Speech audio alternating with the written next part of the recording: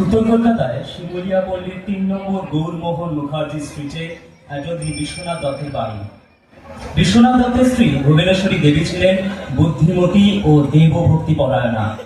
তার প্রথম সন্তান একটি ছেলে এবং দ্বিতীয় সন্তান একটি মেয়ে শৈশবেই মারা যায়। পরবর্তী ৩টি সন্তানই ছিল মেয়ে। তাই মন প্রাণ ঢেলে দেবাদিদেব বিদেশ্বর শিবের কাছে মানত করে পেয়েছিলেন এক সবল গৌরবর্ণ হাস্যময় শিশু। তাই ছেলেবেলায় তার নাম রেখেছিলেন বীরেশ্বর। এই নামটাই মুখে মুখে হয়ে দাঁড়ালো বীরে। ওগো শুনছো, তোমার এই দামাল ছেলেকে নিয়ে আমি আর পারি না। বাড়ি শুধু লোক হিমশিম খেয়ে গেল। ও বাবারে বাবা, কি দোষ সেই ছেলে বাবা। কি হয়েছে? কার কথা বলছো? এত চেঁচামেচি কিসের? কার কথা আবার? হচ্ছে তো বীরের কথা। কেন, সে আবার কি করলো? কি করেনি? চেঁচাচ্ছি কি আর সাথে? শিমলে পল্লীর সব ফল বাগানের খবর ওনার জানা। রোজ দুপুরে কার বাগানের থেকে আম পেড়ে খাচ্ছে, তো কার বাগানে পেয়ারা, তো কার বাগানে রাতা। দল বল নিয়ে রোজ দুপুরে হাঙ্গামা লাগায়। বলো, এসব কি রোজ রোজ ভালো লাগে? কেন, খুব তো শিব ঠাকুরের কাছে মাথা খুলে একটা ছেলে চেয়েছি। হ্যাঁ, আর তিনি পাঠিয়েছেন একটা ভূত। ভূত? তুমি হাসছো? আজ ওকে ডেকে একটা কথা করতে হবে। বেশ তো, ডাকো না তাকে। বিলে, এই বিলে, কই যাচ্ছো মা? বিলে, খুব দুষ্টু হয়েছিস তুই। শিগগির এখানে আয় বলছি। আমার ধরবে? এসো না, একবারে জেগে চলে ঢুকতে হবে। আমাকে ধরলে স্নান করতে হবে তোমাকে। এই দেখে আবার গাইলো। বিলে, এই বিলে, শোন, শুনে যা বলছি। শোনো, আমি বেরোচ্ছি, আমার দেরি হয়ে যাচ্ছে।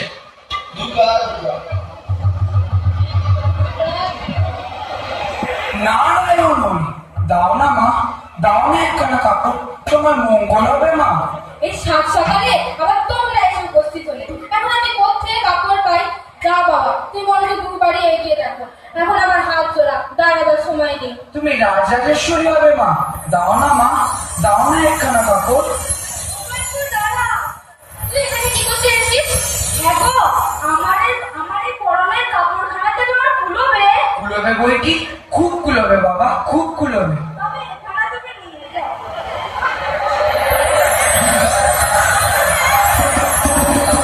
তুমি রাজরাজেশ্বর হও বাবা, রাজরাজেশ্বর। ভগবান তোমার মনের সকল ইচ্ছা পূর্ণ করুন।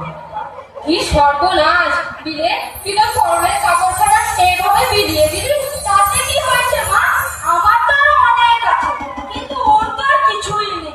একখানা কাপড় বই তো না। দাঁড়া, আজ দেখাচ্ছি তোর মজা। তোকে যদি না দোতলা ঘরে বন্দি করেছি তো কি বলেছি, দেখি তুই কিভাবে সব বিলিয়ে দিস। ভুলেও বলো না মা, আমি জানলা দিয়ে তোমার সব কাপড় ছুঁড়ে ছুঁড়ে ভিখারিকে দিয়ে দেবো। ও মা, ছেলে বলে কি, হে ভগবান, এই ছেলেকে নিয়ে আমি কি করি? দাঁড়া, আজ আসুক তোর বাবা, আজ তোর একদিন কি আমার একদিন।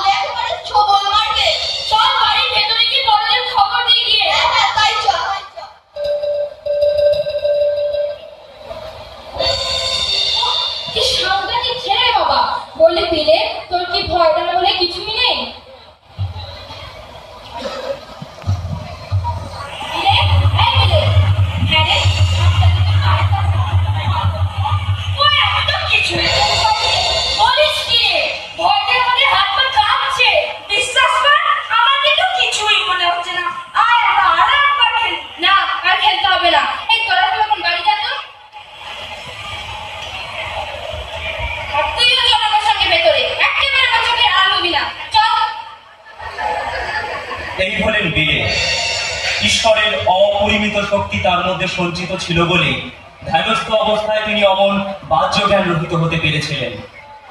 এরপর স্কুল জীবন শেষ করে কলেজ জীবনে প্রবেশ করেন বিলে। এখন থেকে বিলেকে আমরা নরেন্দ্রনাথ বলবো। কলেজে বিয়ে পড়ার সময় নরেন্দ্রনাথ দক্ষিণেশ্বরের কালী মায়ের পূজারী শ্রী শ্রী রামকৃষ্ণ পরমহংসদেবের সঙ্গে সাক্ষাৎ করেন। নরেন ঘুমিয়েছিলেন নিজের মধ্যে। সে ঘুম ভাঙল পরশমণির ছোঁয়ায়। ঠাকুর তাকে জাগালেন। একদিন বিকেলে নরেন এলেন ঠাকুরের কাছে।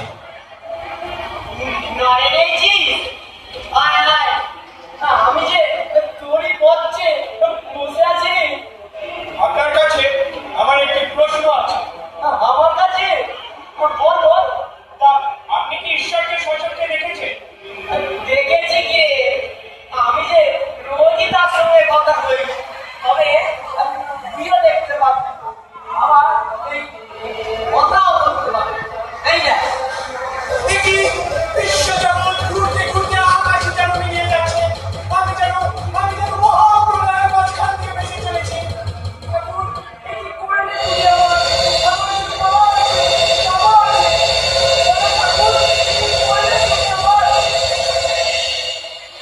এরপর নরেনের পিতার মৃত্যু হয়। সংসারের দায় দায়িত্ব পড়ে নরেনের কাঁধে। এই অবস্থায় নরেন একদিন দক্ষিণেশ্বরে এলেন ঠাকুরের কাছে। হ্যাঁ রে নরে, একদিন বাদে এলি। হ্যাঁ রে, আমার কথা কি একেবারে ভুলে গেলে হয় রে? যদি সত্যিই ভালোবাসে তাহলে যান না, আমার জন্য মাকে গিয়ে বলুন, যাতে তিনি আমার সব দায়িত্ব দূর করেন। আমি যে মার কাছে কিছু মুখ ফুটে চাইতে পারি রে। তুই নিজে গিয়ে একবার যা না, তুই নিজে গিয়ে চাইলে মা না করতে পারলে রে। আমি বললে মা শুনবে? একবার চেয়ে দেখ না। জয় মা, জয় মা, জয় মা বলছেন। জয় মা, আমি যাচ্ছি। জয় মা।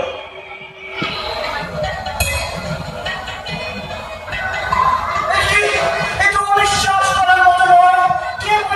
কে বলে পাষাণ মূর্তি? মা, মা গো, তুমি আমায় বিবেক দাও, বৈরাগ্য দাও, জ্ঞান দাও, ভক্তি দাও মা। কি রে, মার কাছে কিছু চাইবি? না ঠাকুর, সব যেন কেমন ভুল হয়ে গেল। যা চাইবো ভেবেছিলাম তা কিছুই মনে রাখতে পারলাম না। তাহলে আর তোর কপালে এই সংসার নেই। মা বলেছেন একটা বিরাট বটগাছ হবি, জগতে দুঃখী মানুষদের ছায়া দান করবি। ঠাকুরের মহাসমাধির পর সারা ভারতবর্ষ পায়ে হেঁটে ঘুরতে থাকেন নরেন্দ্রনাথ। তিনি তখন স্বামী বিবেকানন্দ। 1893 খ্রিস্টাব্দের 11 সেপ্টেম্বর বিশ্ব ধর্ম মহাসভায় ভারতীয় রূপে যোগদান করতে শিকাগো যান স্বামীজি। বক্তৃতা মঞ্চে উঠে ঈশ্বরের নাম স্মরণ করে বলে ওঠেন, Sisters and brothers of America, my heart is filled with joy and I am unspeakable to give response to the warm and cordial welcome which you have given to us. স্বামীজির দৃপ্ত ভঙ্গি সুগম্ভীর কণ্ঠস্বরে আবৃত হয়ে যান আমেরিকার মানুষজন। সভায় উপস্থিত মানুষ স্তব্ধ, মুগ্ধ, নির্বাক। স্বামীজির বক্তৃতায় মুগ্ধ হয়ে ভারতে চলে আসেন আয়ারল্যান্ডের এক ধর্মপ্রাণা অগ্নিকন্যা মিস মার্গারেট নোবেল, যিনি পরবর্তীকালে হয়ে উঠেছিলেন ভগিনী নিবেদিতা। স্বামীজি, আপনি আমাকে আপনার শিষ্যা হিসেবে গ্রহণ করুন। তোমাকে থেকে ইংরেজদের প্রতি আমার যা ধারণা ছিল তার আমূল পরিবর্তন হয়েছে। আমি বিশ্বাস করি ভারতবর্ষের সেবা ধর্মের কাজে তোমার এক বিরাট ভবিষ্যৎ রয়েছে। ভারতবর্ষের জন্য, বিশেষত ভারতবর্ষের নারী সমাজের জন্য এক প্রকৃত সিংহীর প্রয়োজন। ভারতবর্ষের প্রতি তোমার এই ভালোবাসায় তোমাকে এই কাজে প্রেরণা দেবে। আমি জানি স্বামীজি, এদেশের দুঃখ, দাসত্ব, কুসংস্কার এদেশের চরম দুর্ভাগ্য। আমি নিজেকে এই অর্থ উলঙ্গ অসংখ্য নরনারীর সামনে পরিবেষ্টিত দেখতে পারি। এদেশের মানুষ শ্বেতাঙ্গদের ঘৃণা করে, কিন্তু আমি এদেরই একজন হয়ে উঠে আমার বাকি জীবনটা এদের সেবায় কাটিয়ে দিতে চাই। আজ থেকে আমি তোমার সেবা ধর্মে দীক্ষিত করলাম। তোমার নাম দিলাম নিবেদিতা। ভারতবাসী তোমার ভগিনী নিবেদিতা হিসেবে চাইবে। ভগিনী নিবেদিতার উত্থান ঘটল এইভাবে স্বামীজির হাত ধরে। তার দিব্য জীবনের ছায়ায়, তার আবির্ভাবের ১২০ পূর্তি পরও তিনি আমাদের মনে আজও অম্লান। স্বামীজি সম্পর্কে শ্রী রামকৃষ্ণ বলেছিলেন, ও নিজেকে যেদিন জানতে পারবে তখন আর দেহ থাকবে না। 4 জুলাই 1902 সাল শেষের সেদিনে বেলুড় মঠে সন্ধ্যারতির ঘণ্টা বাজতেই স্বামীজি তাঁর শিষ্যদের বললেন, আমাকে দুছড়া মালা দে। যা, তোরা বাইরে গিয়ে জল ধ্যান কর, না ডাকলে আসবে না। স্বামীজি, স্বামীজি, আপনার কি খুব কষ্ট হচ্ছে? গরম বোধ হচ্ছে, এই জানালাগুলো একটু খুলে দাও। স্বামীজি, আমি একটু বাতাস করছি, আপনি একটু বিশ্রাম করুন। স্বামীজি, না, বাতাস করতে হবে না। যাও, ছুটে যাও, মহেন্দ্র ডাক্তারকে ডেকে আনো। ডাক্তার ডেকে কি হবে? আমি তো এখন মুক্ত, সমস্ত বন্ধন ছিন্ন হয়ে গেছে। তবে কি আপনি বুঝতে পেরেছেন স্বামীজি আপনি কে? হ্যাঁ, পেরেছি বলি। আমার যা দেওয়ার ছিল দিয়ে ফেলেছি, এখন আমাকে যেতেই হবে। ডাক্তার এসে দেখলেন হঠাৎ হার্ট বন্ধ হয়ে স্বামীজির দেহাবসান হয়েছে, তিনি আর ইহলোকে নেই।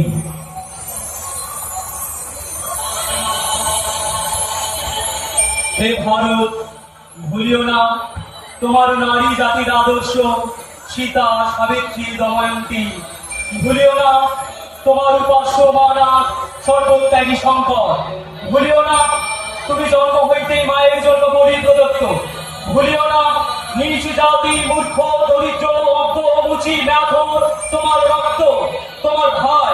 হে বীর, সাহস অবলম্বন করো, সরাতে বলো আমি ভারতবাসী, ভারতবাসী আমার ভাই। বলো মূর্খ ভারতবাসী, দরিদ্র ভারতবাসী, ব্রাহ্মণ ভারতবাসী, চণ্ডাল ভারতবাসী আমার ভাই।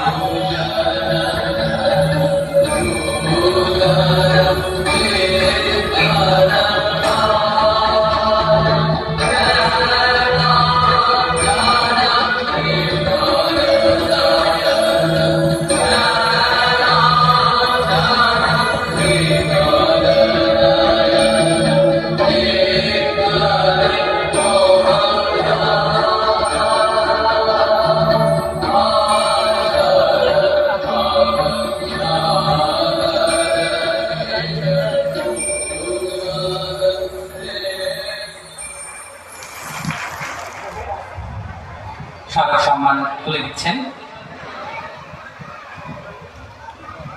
অরবিন্দনগর সারদা শিশু তীর্থের ছাত্রছাত্রীর প্রতিনিধির কাছে।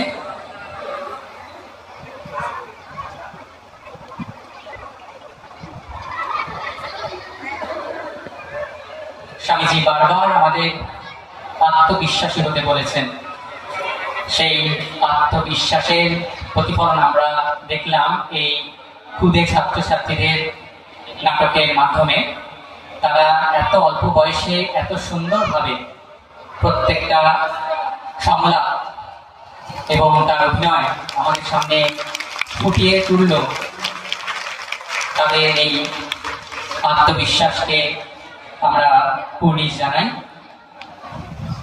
এবং খুব সুন্দরভাবে এবং খুবই সংক্ষেপে আমাদের সামনে স্বামী বিবেকানন্দের জীবনী দ্বারা তুলে ধরল।